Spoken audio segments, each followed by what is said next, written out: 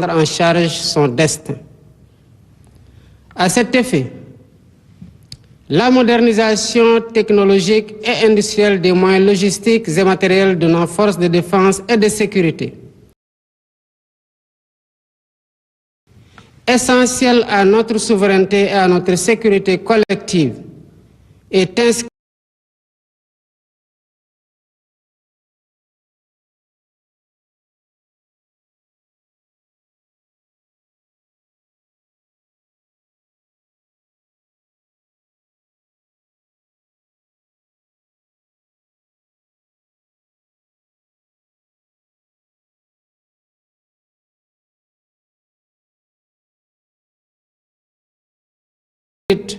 au cœur de nos priorités.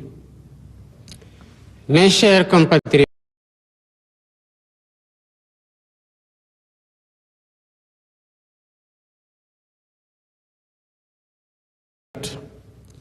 voilà un an déjà que nous avons entrepris de transformer profondément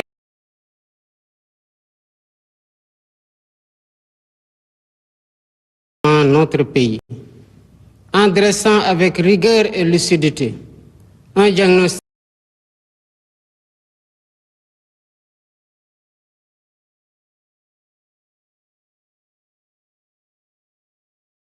décaissé à la fin du mois de mars 2025. Il en est de même du secteur des BTP, où des paiements sur des arriérés de 62 milliards ont été effectués et un montant de 66 milliards est prévu dans la loi de finances initiale 2025. Enfin, l'appurement des rappels a atteint 19 milliards de francs CFA à la fin du mois de mars 2025 pour un effectif bénéficiaire de 9 479 enseignants.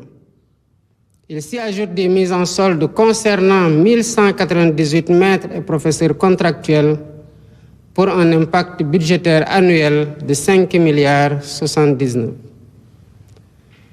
Pour renforcer et soutenir activement l'autonomisation économique des femmes, la phase 2 du programme PAVI de la DER, avec une dotation d'un montant de 107 milliards, sera lancée dans les prochains jours. Elle sera couplée à un vaste programme innovant de 3 000 fermes intégrées sur une superficie globale de 15 000 hectares, répartis sur l'ensemble du territoire et associant agriculture et élevage. Ainsi, dès cette année 2025, nous lancerons le programme innovant des coopératives agricoles communautaires, structure destinée à renforcer les capacités de production des agriculteurs et éleveurs, notamment des jeunes et des femmes, et à favoriser leur accès au marché. Ces avancées réalisées malgré les contraintes budgétaires sont le socle de perspectives ambitieuses.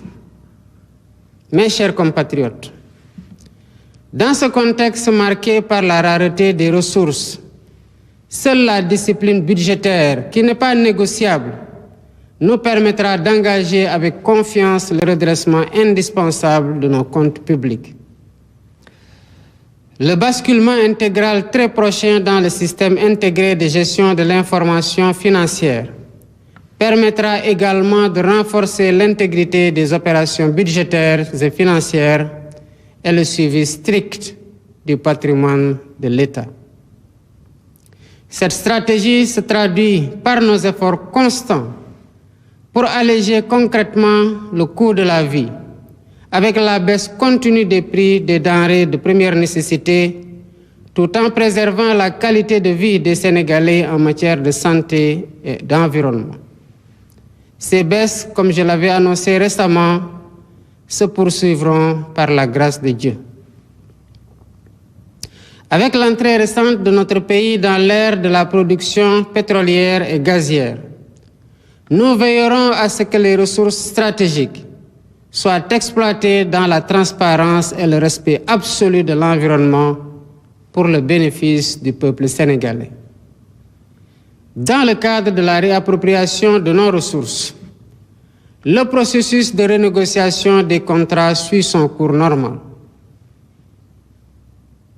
Les résultats obtenus à ce stade sont plus que satisfaisants. Ils seront communiqués à temps opportun au peuple sénégalais. Conscient de la priorité de l'accès universel à l'eau, nous avons engagé la réalisation de la phase 2 des forages ruraux et lancé les études de faisabilité du grand transfert d'eau. Ce dernier projet, très structurant comme les autres, portant sur les autoroutes de l'eau, contribuera à la sécurisation de l'approvisionnement en eau potable pour près de 15 millions de Sénégalais. Dans la même dynamique, nous accélérons les projets sur l'électrification rurale pour l'atteinte rapide de l'accès universel à l'électricité. Pour ce faire, nous veillons rigoureusement à la bonne exécution des chantiers, afin que les délais soient respectés et les coûts maîtrisés, notamment grâce à la renégociation de contrats majeurs permettant l'électrification d'environ 2740 localités supplémentaires. S'agissant du foncier, il a fait l'objet d'un audit inédit ayant conduit à des mesures correctives qui sont en cours de mise en œuvre. Désormais, la gestion du patrimoine foncier se fait avec rigueur, transparence et responsabilité, mettant ainsi progressivement un terme aux pratiques de bradage des terres, tout en garantissant une répartition juste et équitable des ressources nationales. Cette dynamique sera poursuivie avec la relance des concertations sur la délicate, mais nécessaire et inéluctable réforme foncière. Mes chers compatriotes, les efforts déployés pour la mise en œuvre des accords de paix en Casamance sont le témoin de notre attachement à notre vivre ensemble, à notre fraternité restaurée et à l'unité profonde de la nation sénégalaise. Avec le plan Diomaye pour la Casamance, nous avons engagé un processus irréversible de réconciliation et de retour digne des populations déplacées. Notre vivre ensemble fondé sur des valeurs cardinales constitue notre trésor commun.